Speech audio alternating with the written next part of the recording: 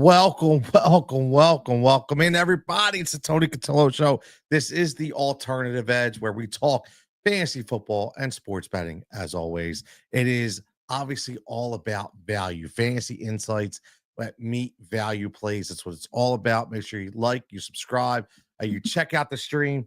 A little late tonight, because you just never know what's going to happen. And I set everything up and I was ready to roll, and my mic stand just completely decided to take a shit and break in half. And like nothing I could do about it. No warning, just boom, done, right? It's what happens. It's what happens, and you just got to be ready to roll. So I know my man C was checking in. Had a couple people checking in already. We're asking, "Yo, where's everybody? Where's the show? What's going on?" Well, here's what happened right here. This thing, right in half, done. So that's what happens. You never know. Luckily, it did it while I wasn't live because my mic just split in half and I had to switch over to another mic and another stand. But I want to talk some fantasy football tonight. Obviously, I like I say right here on the Tony Cotillo Show, we're everything Philly, not just Philly, sports betting, fantasy sports, you name it. And this is the Alternative Edge, which is the show specifically catered to fantasy and sports betting. I just want to give a PSA before we start. Number one, big shout out to the TikTok community. Big shout out to the YouTube community. Everybody that's been checking in on the videos, just continue to keep things flowing, which has been fantastic. I know a lot of people were over 3,000 people talking about my Demario Douglas take. And a lot of people checking in now, my Khalil Shakir take. I just want to explain to everybody where I'm headed and the reason why my views are a little different. This is all about, again, hence value. Fantasy insights meet value plays. Fantasy insight meet value plays. I am all about value. I've always been about value. It's one thing I've hung my hat on for my 15 plus years in the business. Okay. It's all about finding those gems. So when you see me come out with a specific video about a specific person and you go, I'm sorry. Like I had some guy on TikTok. Oh, I'm gonna pass on Demario Douglas. I'll draft Kyle. Okay, man. Listen. Again, obviously you're lazy. Obviously, you didn't take the 5 minutes, or I should say the 5 seconds to understand what it's all about. Right away, you just jumped right in and you talk specifically about something that made zero sense. Okay, I say this all the time, and I'll continue to say it. Anybody can jump into threads and go with projection models and go with those top tier guys and make it a crapshoot and say, you know what? I got one of them. My goal is obviously you're always going to have your core. I've drafted over the years, specifically on a tier system, and I've always had my core. I continue to have my core, but it's what you get after that core is what matters. That everybody will always tell you, especially when you play fantasy football, that fantasy football is always won in rounds 7 to 13. Those 4 or 5 rounds or 6 rounds, whatever way you want to count them, if you're backdooring picks, those rounds are where you find your gems. They're the ones where you find the people that are going to excel to that next level that nobody's talking about. And that's what I try to do here on an Alternative Edge. We try to pick out these guys like a Demario Douglas, okay, a guy that nobody's really looking at, like a Tutu Atwell, a guy that nobody's looking at. But again, you have to think of most fantasy projection models and most fantasy leagues are always going to give you the starting lineup, right? We all know what it is, but you're always going to have one. Sometimes now, a lot of different leagues are getting into 2 flex spots, which I think are fantastic. So I look at that specifically and say, how about what if you found a flex guy? What if you found a flex guy later on in a draft? And that flex guy could automatically, maybe he becomes one of your starters. Maybe he becomes your ultimate value play. I had a theory, and this goes years and years and years back, that I just wanted my flex guy to give me 10. Give me a consistent 10. Everybody's like, what do you mean you don't want to touch? I'm not saying that. I want a consistent 10. 5 for 50. PPR, full point PPR. Give me 5 for 50. I'm good. Right? If your baseline is 5 for 50 and you're guaranteed 10 for your flex spot and your core produces and everything falls in line, what do you got to worry about? Zero. You got nothing. Okay, so for me, it's the consistency. I'm not out here trying to recreate the wheel. I'm going by statistics that are already given to me. I'm not going by projections. I'm not going by, what somebody said who's just sitting there with a bunch of screens in front of them. No, I'm actually breaking it down and realistically thinking, oh, you know what? This could happen. It's one, listen, I say it, I'll continue to say it. It's one of the reasons why I was all in on Saquon Barkley and all in on Derrick Henry last year. If you listen to any of the preseason shows leading up to the draft on Sirius, when I was on there and I was hosting, what was I telling everybody? I specifically was telling everybody, yo, you want to stay away from Christian McCaffrey. You want to stay away from these high-profile guys. Go towards Saquon. Go towards Derrick Henry, right?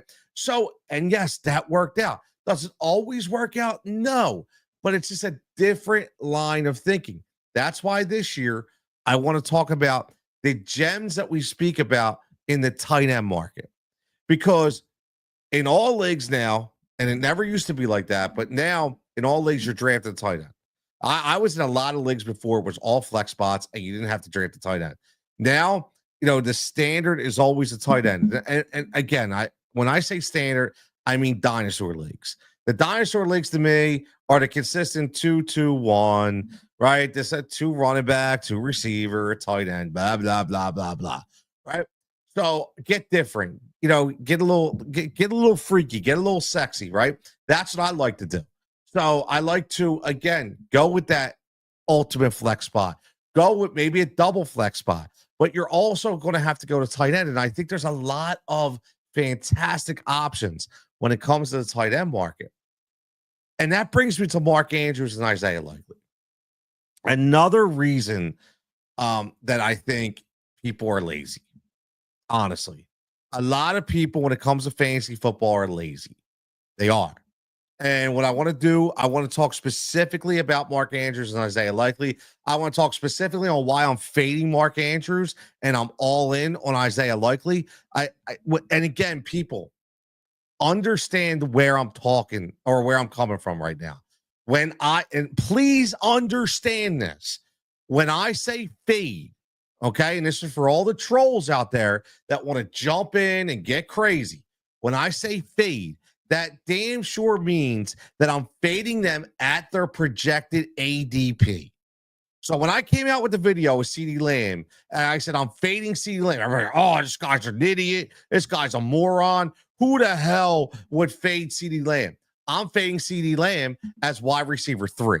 Yes, 100% all day, every day. I am not drafting him as my wide receiver 3. The same way I am fading Mark Andrews on the Baltimore Ravens, and I am not drafting him at his current ADP, which is 7. He is not why I'm not drafting him at tight end 7. It's not doing it. I am not doing it. And 7's the earliest, late is 8. Not doing 8 either. Not doing 8 either.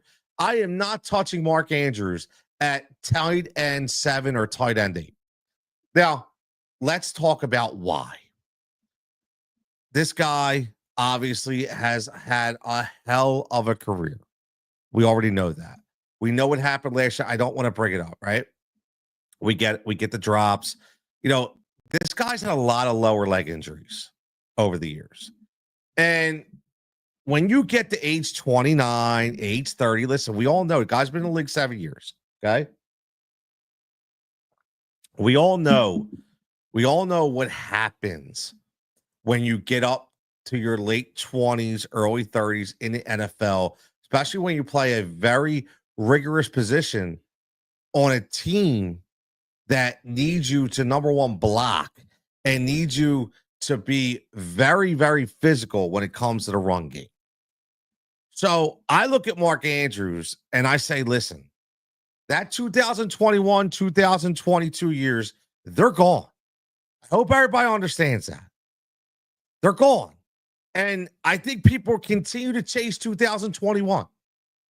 They keep looking at this 2021 year and they keep saying, that's the Mark Andrews I know we're getting. I know we're getting that guy. He's coming. He's coming. That's over. It's a friggin' pipe dream.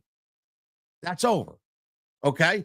Now, a lot of people are like, oh, well, last year he started out slow. Nothing really happened. It took like till week 5 or week 6 where he actually started to produce a little bit. Yes, you're right. However, I think what you saw last year is very indicative of what Mark Andrews is right now. He's a guy that's going to get you 70, 75 targets. And if his target to catch ratio is about 80%, you're going to look at about 60 to 65 catches. He's not going to break 1,000 yards. He's going to get you maybe 8. Okay. And touchdowns, you guys know how I am about touchdowns. I don't care. They're out of my projections. 0. I don't look at touchdowns. What are the opportunities? You look at that team, the way they spread the ball around.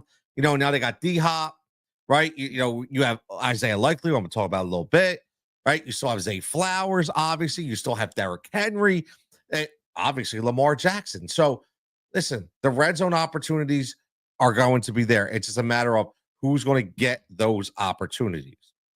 But looking at that, I mean, you're talking about a fantasy points per game average around 12 and a half without a touchdown.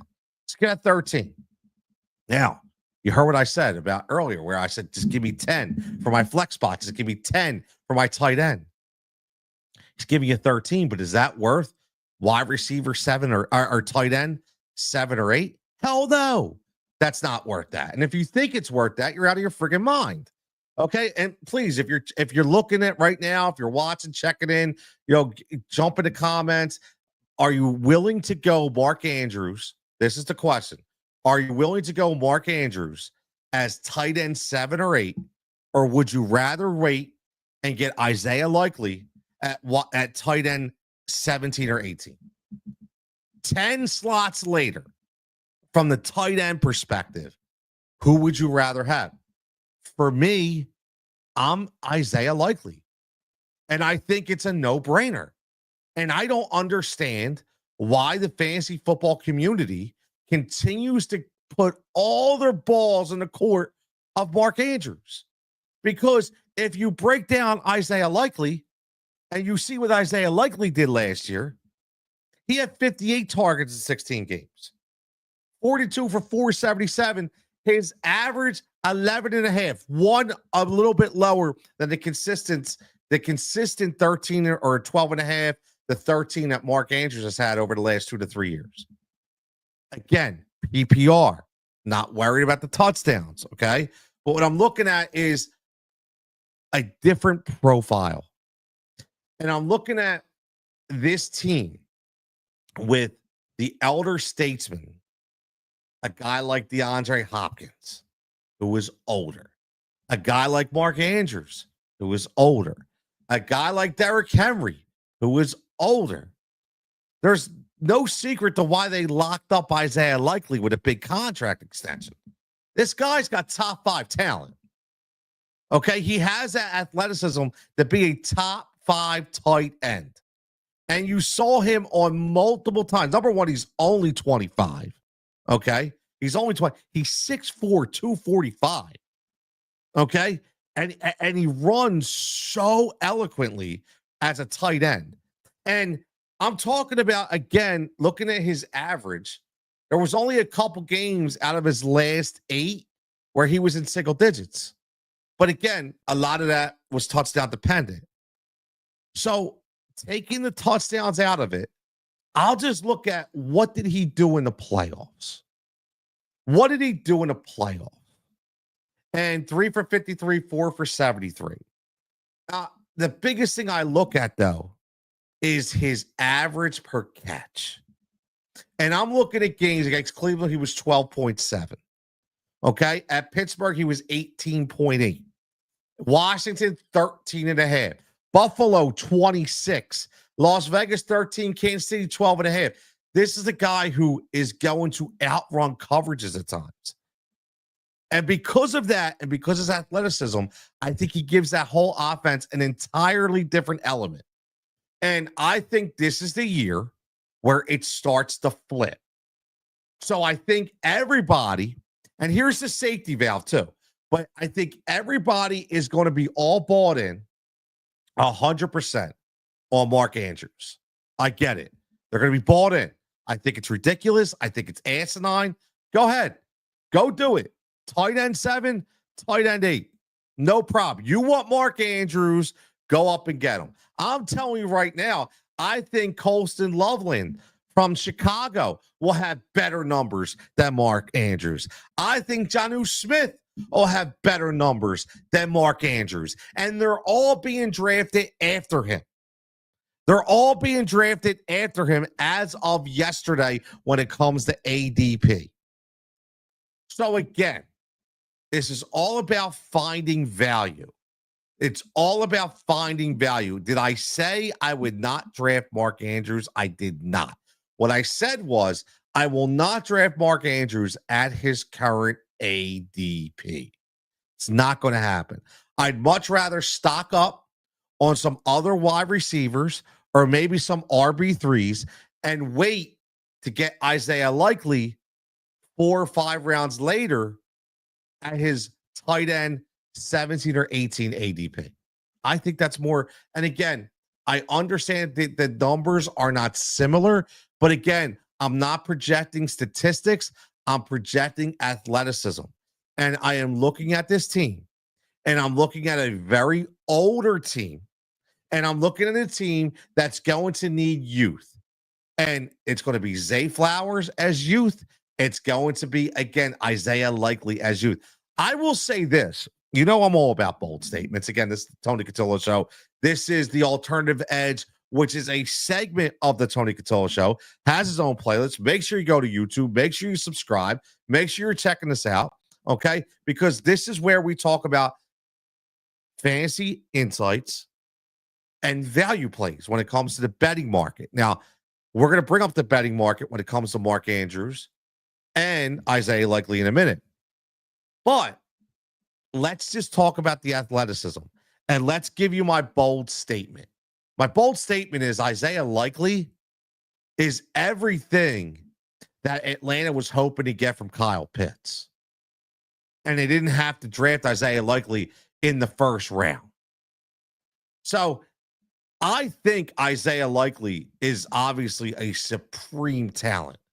And I think that based on the way this team is aging at certain positions, I think that he's going to be up in the front and center. And again, you're looking at a guy who had 47 targets last year. Okay. 58 targets as opposed to 69 for Mark Andrews. Same amount of games. So again, why are you drafting Mark Andrews as a tight end 7 or 8? I'm so curious. I'm very, very curious. And I'm wondering how it's all going to play out. I really am. So these are the interesting debates that I really like to have.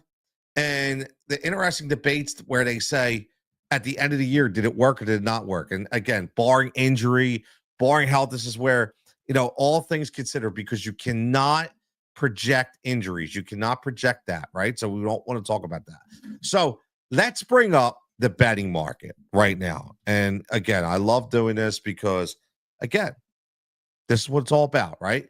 If you have a very, very good and convincing fantasy, statistically based agenda or point, you should be able to swing that over to the betting market and you should be able to make some money, right? Or you're not, because the fantasy take was lackluster. It wasn't good, right? So we've already had a bunch of them. We've already found a bunch of them. We talked about earlier a couple weeks ago We had some good ones for Cortland Sutton. We had ones for Tutu Atwell. We had ones for Matthew Stafford. Again, a lot of really good numbers are still laying out there. It's early too. It is early, but this is when you get the good value. This is when you get the good value. And right now, what we're gonna do is we're gonna find that value for Mark Andrews and Isaiah Likely. Now, one thing I will say that I do think this year they do a lot more double tight end sets than usual. I do think that they will do a lot more double tight end sets than usual. And again, that's just good for Isaiah Likely, right? That's just good for Isaiah Likely. Now let's go to futures, and I will bring this up in 1 second. And let's just go with receiving yards. And I'm curious to see, because again, you never sometimes they list a lot of tight ends. It's very early. And I'm just going DraftKings, is that's just a normal, right? But a lot of people, like we talked about Travis Kelsey. Let me see if I can find again, here we go. Mark Andrews. All right, let me bring this up. So share the screen so everybody knows what I'm looking at. My man, see you checking in. Ravens Eagles Super Bowl Likely catches game-winning touchdown. I like that. See you. I do. I like that. Why not? Right? Why not? So here's what we're looking at from Mark Andrews. Right? We're looking at Mark Andrews over 575 and a half. Now, I can, not to quote the great Mike Missinelli, because I listen. I've always been a Missinelli fan, right? And the line's telling you something, right? So here's the interesting part, and this is for everybody out there that's telling me that Mark Andrews is undoubtedly a tight end 7 or 8. Why on God's earth would he be a tight end 7 or 8 if Vegas is already predicting his number, his over and under 575 at -110, based on last year's total of 673? They're dropping him 100 friggin' yards from last year. 100 yards. So again, why is the fantasy community all in on Mark Andrews? I don't get it. I don't get it. That number right now, I honestly, with that number, I'm taking the over. I'm taking the over because I'm fading him at his ADP of tight end 7 or 8. But that 575 and a half, he's hitting 600. Okay, so he's hitting 600 in my opinion. Now, I don't know if we have an Isaiah Likely down here. I'm going to look. We might not, because again, they usually only list the first tight end on the team. So I'm not sure if we're going to get an Isaiah Likely. Look at David Njoku. I mean, David Njoku's 675 and a half, man. Like, you've really got to look now that they don't have a Likely here, but that just goes to show you, man, you really have to look. You have to look. Mark Andrews, again, over 575 and a half, over and under. That's the number they're giving you. That's a huge, listen, that just proved my point. I'm glad I did that last. That just proves my point. That you're taking it. Listen, I'm going to take the over on the 575 and a half. I think he's going to get 600 yards. But again, he's being drafted. David Njoku's number, listen, here we go. Very simple.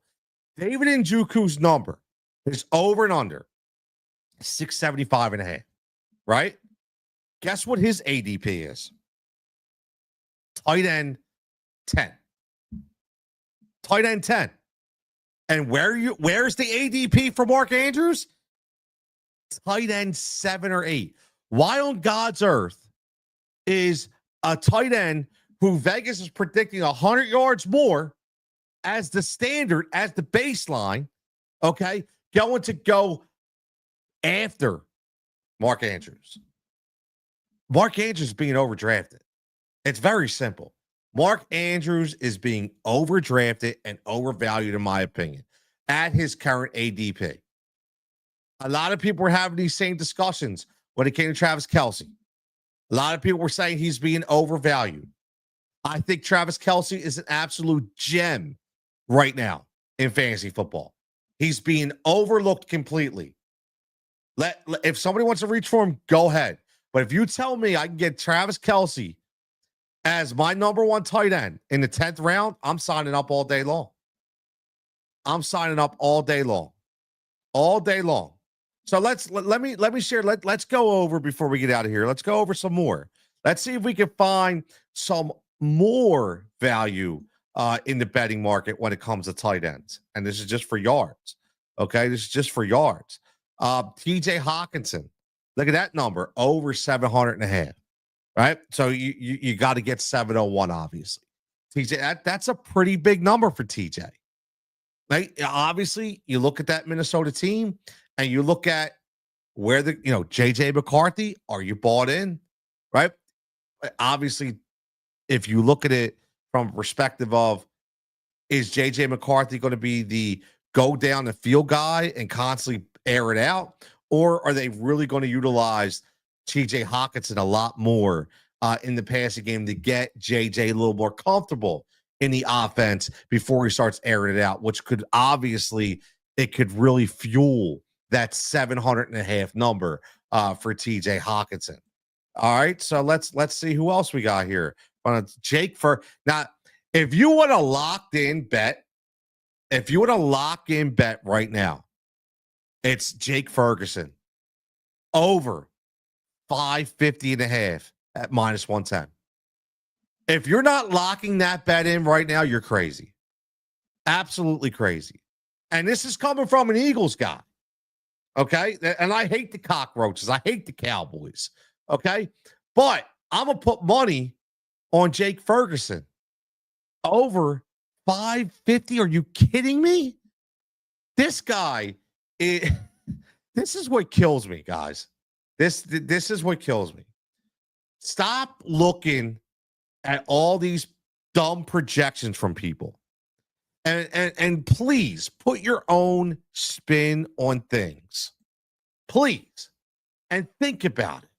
So right now, you have a Dallas team who, until they bring George Pickens over, they have CeeDee Lamb and nobody. Okay? CeeDee Lamb and nobody. So they bring George Pickens over. Great. Good move for them. So you have George Pickens and you have CeeDee Lamb. Well, the first thing I think about is, how many more targets now is Jake Ferguson going to get? And the reason why I say that is because this is a team, guys, that's going to throw the ball 40 times a game. Dak Prescott is going to throw the ball 40 times a game. Last year, Jake Ferguson played in 14 games and he had 86 targets, 59 for 494. Guys, please do your homework. If you look at 494, if you look at targets and you look at catches, he had 60 catches. Just rounded through some easy math. Okay. Just rounded through some easy math. And I'm going to get my phone out. Okay. Because I'm going to put a little calculator on just so you guys know where I'm headed here. So if we do 60, let's do 14. Let's do 60. And let's see with the 14 games, that's about 4.2 catches. Let's round 4.28. Let's round it to 4.5. That's 4.5 catches a game. 4.5 catches a game. If he plays 3 more games, guys, do the math. 3 times 4.5, 13.5. Let's just go 13. So right off the bat, you're already bumping that number up to 72 catches. Now, if he's averaging 8.4 yards per catch, what's 13.5? Remember how we did this? There's the catches times the 8.4. That's 113 yards. So let's do 113 plus 494. Damn, we got 607. And what's that over and under right here? What's this over and under? 550.5. Guys, this isn't rocket science, man. It's not rocket science. It's very freaking simple. All you need to do is look at the damn numbers. That's all you need to do is look at the damn numbers. Look at it, average it out, take the statistics that are there for you. Stop going by the magazines. Stop going by all the projections. Listen, use the magazines as your guide for statistics. But take the statistics and use that. Do the math. Simple math. Please excuse my dear Aunt Sally. You guys remember that? Please excuse my dear Aunt Sally. Yeah, I remember that. I'm a Catholic school guy, right? I grew up in the Catholic school system, and they beat that into our brains. Please excuse my dear Aunt Sally. So all I'm saying is use the math equation, the very simple math equation to figure this out. So yes, Jake Ferguson over 550 and a half minus 110. Why the hell are we not locking that in? I have no frigging idea. But when I'm done, I'm going to go over to my Odd Shopper Tools page and I'm going to go on my Tails account and I'm going to put those futures in. They'll be up there. They'll be free. They'll be there for for obviously for the audience to check out. But that's the way I just did that live.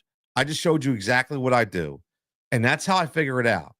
Now, everybody has their own methodology, right? Everybody has their own methods. People can come on here and they could talk all day long about what they think and what they feel. I'm giving you 100% fully transparent takes about exactly what I'm doing. That's the math, right? That's the math to me. The math. Now, if he would have played 17 games, there's really no math to do. Then you have to say to yourself, do you feel based on the offense, based on the scheme, based on everything around him, can he elevate a little more? But it's very easy when you're less than that 17 games or 18 games. It's very, very simple. Because then what you do is you can just apply simple math. You apply simple math, and there you have it. And that's why we go Jake Ferguson over 550 and a half for his season yardage at minus 110. Man, it's been another fantastic time. Tony Cutillo here from the Tony Cutillo Show. This is the Alternative Edge. Listen, I could have some really big news coming. We'll see. I don't know. It's not that I'm not gonna jinx it. I'm just saying I could have some big news coming soon. We shall see.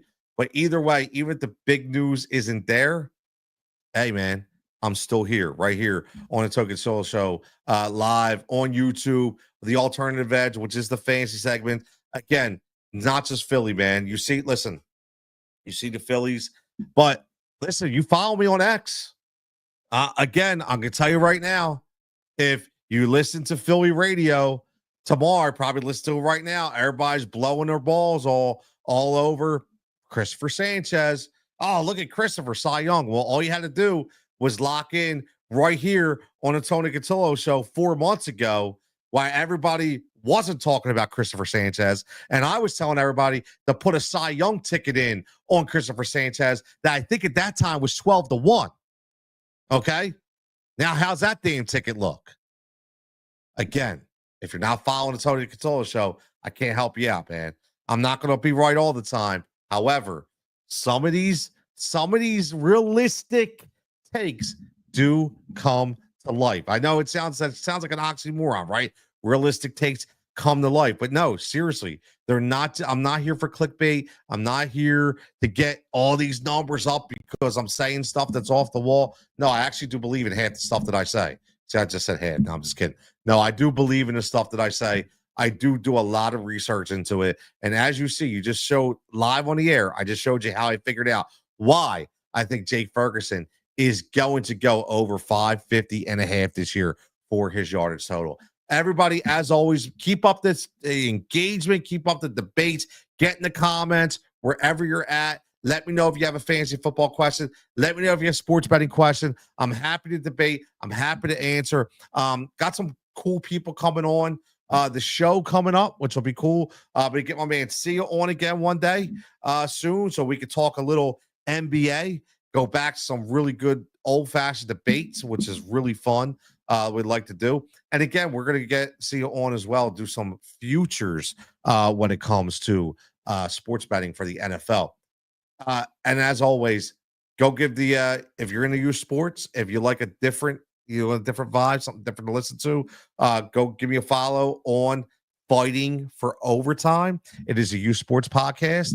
Have a lot of different personalities from kids to adults to coaches to former players that come on. We talk really deep into the mental health aspect when it comes to how the youth sports arena is really starting to screw some of these kids up from a mental health perspective.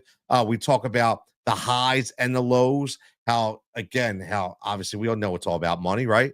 Youth sports is all about money. Unfortunately, it's all about money now, but there's still a lot of different programs out there that are actually have the child first. And I have a lot of those people coming on as well. So everybody, thank you for tuning in. Much appreciated. Everybody have a fantastic evening. We'll catch you back next time right here on the Tony Cutillo Show for the Alternative Edge.